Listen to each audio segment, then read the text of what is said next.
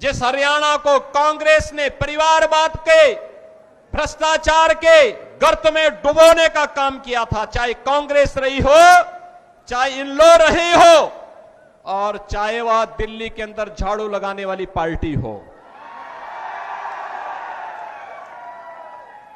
याद रखना, बहुजन समाज पार्टी के हाथी का पेट इतना बड़ा है वो कभी भरता नहीं है, कभी नहीं भरने वाला है। वो वोट खराब हो जाएगा,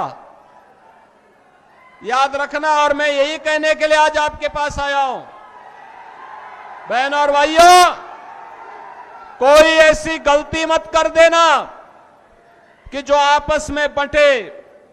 याद रखना, बटे तो कटे, ये कभी नहीं होने देना है।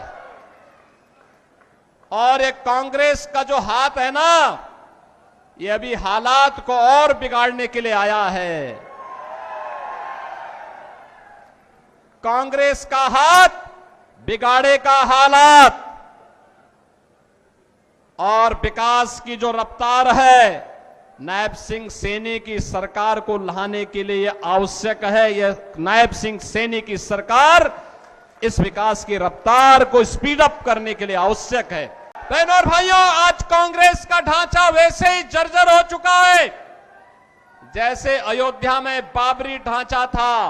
एक धक्का और दो, बाबरी ढांचे को तोड़ दो, ये नारा जब राम भक्तों ने लगाया था तो बाबरी ढांचा हमेशा के लिए ध्वस्त हो गया। और बाबरी ढांचा जो ध्वस्त हुआ, गुलामी का ढांचा ध्वस्त हुआ, अयोध्या में राम मंदिर निर्माण का मार्ग प्रशस्त हुआ। और मैं आपका यही आह्वान करने के लिए आया हूं, जो ये लोग जाति की राजनीति करके आपको विभाजित करना चाहते हैं, मैंने कहा था ना कि बटोगे तो कटोगे, एक रहोगे तो नेक रहोगे। कोई माई का लाल आपका बाल बांका नहीं कर पाएगा।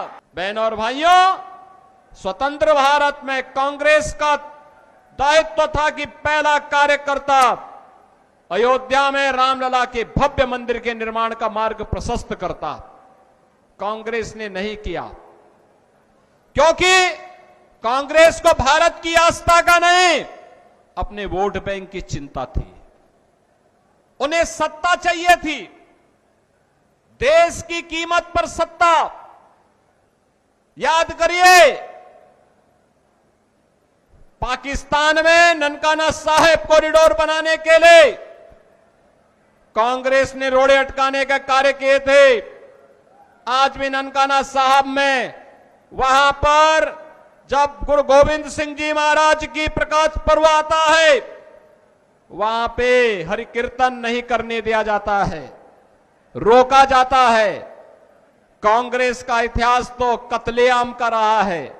1984 में सिख बंधुओं के साथ क्या किया था, और अभी राहुल गांधी क्या बोल रहे थे विदेश में जाकर के, सिखों को गाली दे रहे थे, भारत को अपमान कर रहे थे, भारत की संवैधानिक संस्थाओं पर उंगली उठाने का कार्य कर रहे थे।